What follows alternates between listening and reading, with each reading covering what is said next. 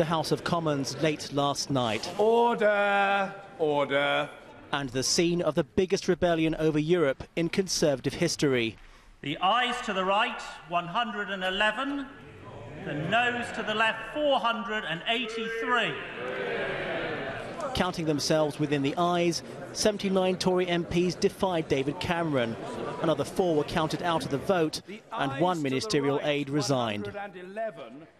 The last significant Tory rebellion over Europe was in 1993, when 41 MPs defied John Major over the Maastricht Treaty. This led to a past vote of confidence in the government, but this after Prime Minister Major threatened Eurosceptics with a snap election that the Tories would surely lose. Parliament must put this stalemate over Europe behind it. I am not prepared to let it poison the political atmosphere any longer. But the issue of Europe has tainted the air for the Tories once again. I think the British people have a right to make their own mind up on this. I think for decades and decades, ever since I can remember, governments have told the people what we're going to be doing with Europe, but the people have never had a real say over the future of our country within the European Union, and it's high time they did. Well, what's important is being on the right side of the argument on these matters, and those who have voted in favour of the motion tonight represent millions and millions of our fellow citizens who are fed up at being denied a say by the political elite. They want their say in a national referendum. And the ITV News Index poll we held yesterday reveals that 68% of British people do want a referendum on whether Britain remains an EU member. But if one were to be called, there was an even split. 37% were for and the same against full withdrawal from the EU. Finally, asked if Britain's membership of the EU is a costly mistake, 54% said it was.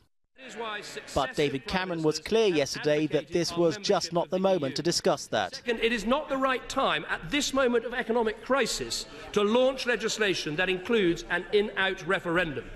When your neighbour's house is on fire, your first impulse should be to help them to put out the flames, not least to stop the flames reaching your own house.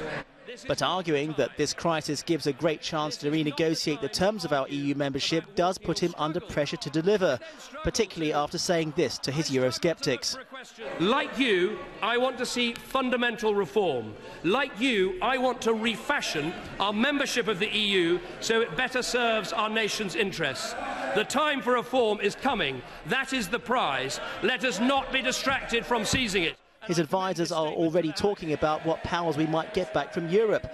But Mr Miliband was quick to point out that Mr Cameron might not have either the popularity or position in Europe to do that much. He went into the summit lecturing the Germans.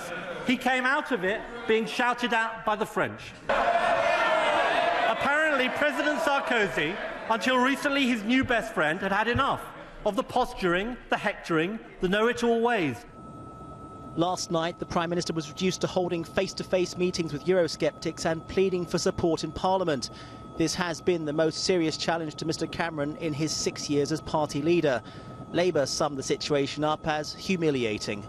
Yao Chin, ITV News.